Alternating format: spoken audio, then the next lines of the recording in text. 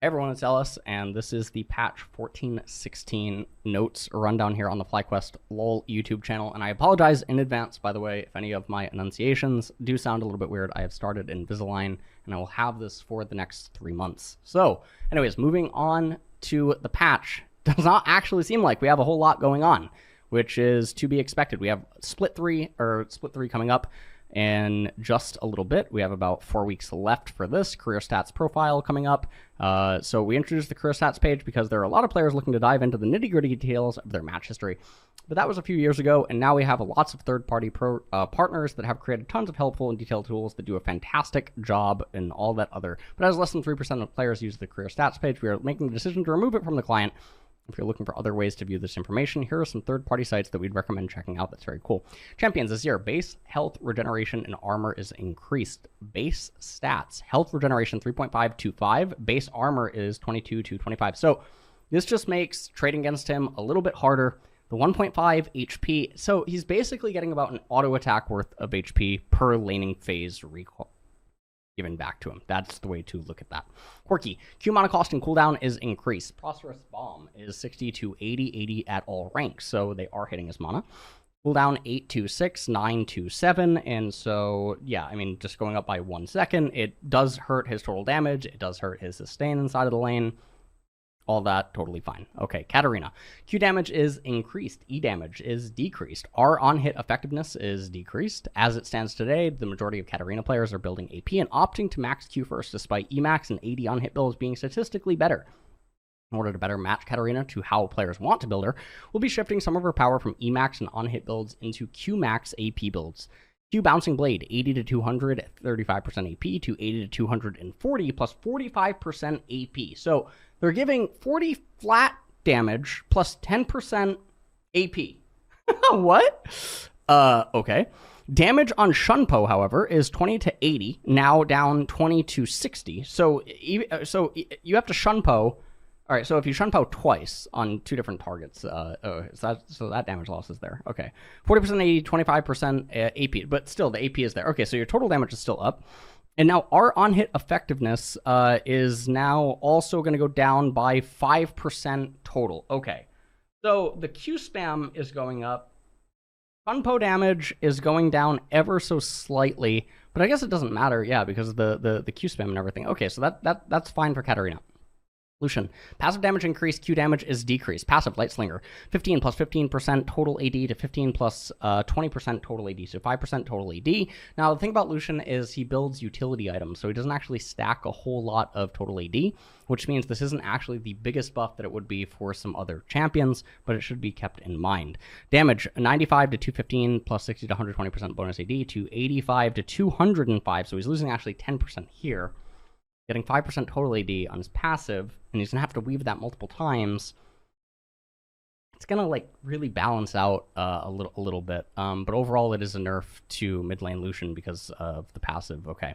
Orianna, Q damage is increased. Command attack, 60 to 180, 50% AP, to 60 to 180, plus 55% AP. So this doesn't really do anything almost at all inside of laning phase. Even when she gets her first item, and she has 100 AP or something, she's only 5 more damage. And even if she hits you with, 3-4 Qs inside of laning phase or something, you're talking about 20 damage, it goes through resistances, etc. You're talking about 10 damage or something like that. It's not changing Orianna at all. This is really, really fake in laning phase. Now, later on in the game, the 5%, okay, yes, it does help her total damage dealt, and it can help her nuke a squishy later on.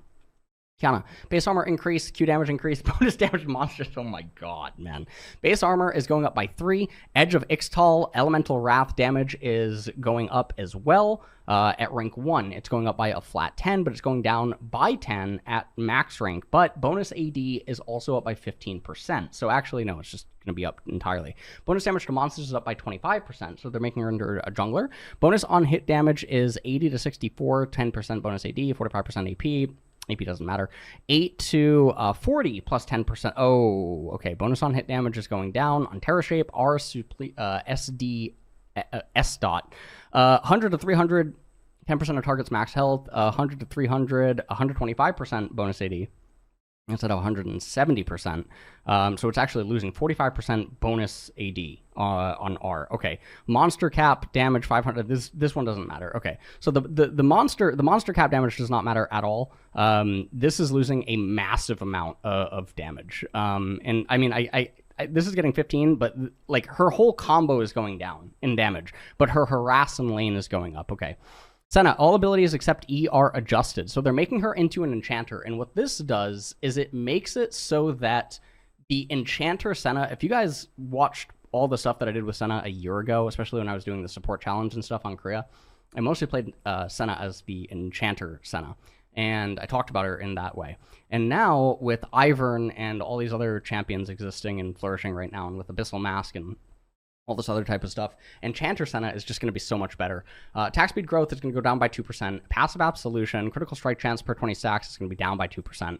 Q, piercing darkness, healing, 40 to 80, 30% bonus AD, 40% AP, 160% lethality to 40 to 120. So the healing is going up massively. It's going up by 40, right? And it's from rank 2, it's going up by 10. AP is also going up by 40%. This is crazy. That's crazy. And the bonus AD up by 10%. The slow is, so the slow is actually also going up. The slow is going up as well, which is quite crazy. Okay. What? What's going on? What's going on here? The slow is going up and the healing going up massively. Last Embrace, root duration 1 to 2. 1.25 to 2.25. Now this is going to be your last maxed ability. So now you just get rank 2 at rank 1, which is nice. And then R Dawning Shadow, and you're never gonna see this as support center. You're never getting rank 5. So you just get rank 2 now at rank 1. R Dawning Shadow shield 100 to 200, 40% AP. 1.5 miscollected to 120 to 200 plus 70% AP. Wow. Okay. So yeah, they're making her healing and shielding just absolutely crazy. So her build now with, I mean, yeah, with Moonstone and with, yeah, I guess with Moonstone, what is even going to be her build? It's probably going to be like Moonstone Helia? It might be like Moonstone Helia Dawncore or like Moonstone Locket Helia Moonstone, something of that variation. But Moonstone Senna is absolutely going to be returning.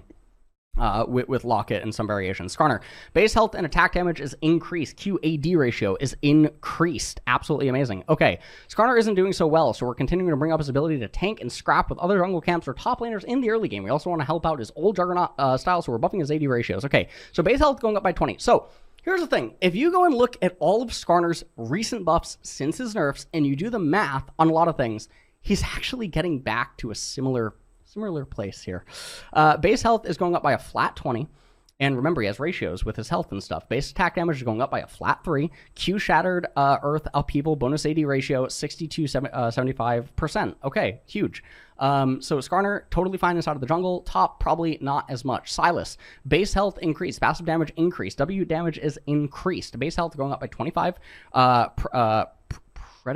Predicate burst, right? 130%, 25% AP, 130% AD, 30% AP. 5% AP, even though they're incentivizing Sylas to not want to... They want Sylas to basically build as like a toolbox, and so AP doesn't really do that much. W Kingslayer, 65 to 205, 70% AP, 75 to 215, 70% AP. Syndra, R damage is increased. Sylas changes don't matter. Okay. Syndra, R damage is increased. Damage per orb, 90 to 100, even at rank 1. All right, so just 10 flat. So 10 flat, so if you get a full orb combo, so it's 30 minimum, even at rank 1, which is really big. I think in most cases, it's probably going to be like 40 to 50, which is a lot of damage at rank 1. That's a lot of lethal. For really good players, this is a lot of extra damage at rank 1. Now, the extra damage at the later stages, that doesn't really matter, the extra 10, when we're talking about like an extra, 10 damage. Or we're talking about an extra, 40, 50 damage and, later in the game, doesn't really matter. 40, 50 damage for lethal and laning phase when players are playing around very low HP values, that's huge. Vi, Q damage increased. Vault Breaker, minimum damage 45 to 145, 80% bonus AD to 50 to 150, 80% bonus AD. Maximum damage 90 to 290, 106% bonus AD, 100 to 300. Okay, this is all okay. Historically, Vi has been a champion that even if pro play found himself in pro play, Okay, so the minimum damage is going up by 5. Maximum damage is going down. Yeah, okay, that, I mean, it's weird. All right, whatever. No one cares. Vi sucks. Wukong. Passive bonus armor increased attack speed and everything. Okay, so the armor is going up. He's getting tankier, Nimbus Strike, whatever. So it doesn't matter. Wukong is still gated by his dependency on needing 2 items. Black Cleaver. Softening some of Black Cleaver's attacking rolls, which will make the item much stronger for some champions. Used to be able to apply 2 stacks at once. Then champion apply 2 stacks from basic attacks and applying abilities that... Okay, that's fine. Blade of the Ruin King. Attack damage down by 5, attack speed down by 5%. On-hit melee is going up by 1%. Okay. And then ranged is staying the same. So for certain champions, this is going to be a buff. You know, depending on who it's hitting. It's going. They're trying to make it more of a tank slayer for certain melee champions. Yeah, that's fine. Doran's Blade. Health going down by 20 and lifesteal down by 0.5%. That's actually really big. Really big nerf to 80 champions. Death Timers. Level 1, 6 to 10. Okay, this is huge. Okay. Oh, wow. Death Timers. So, yeah, they are punishing inting. And they're punishing just, you know, dying for no reason. That's really cool. Really, really nice changes. Okay, cool. Death Guard, 66.67% movement speed decay over 5 seconds. Decaying over 8 seconds, so they make it so that you get out of base a little bit quicker. Okay, so that's fine. So even though the death timers are going up by 4 seconds, they do shave off a little bit by making it so that you do run out a little bit faster. Okay, the range of the fountain for when death guards start ticking down is okay. All right, arena, and then okay, arena, and that is pretty much it. So in terms of competitive changes, what really happens here? Syndra is really big. Skarner one is also big. Senna is probably the biggest in the patch in terms of competitive changes. Yeah, Senna's the biggest with enchanter, mostly just because Ivern inside of the meta right now. So like enchanter Senna with lots of different combinations in bottom, I think are really broken. I think that once people realize Abyssal Mask and champion combinations that are just really broken, like Swain, Rumble, these types of champions that can build this and enable so many champions in the game, and these champions pairing with Senna down in bottom, I think things are going to get really ugly in bot lane, particularly with Senna, especially because these champions can be flexed. So I think Enchanter Senna is probably the biggest change of the patch. Following that, it's probably Syndra, and then after that, I would say it's Skarner. In terms of immediate effect, it might just be Skarner, because obviously he's on everyone's radar. And then, yeah, I would say that is pretty much it. So these are the SKT skins. Now, I will say that this has an SKT vibe to it.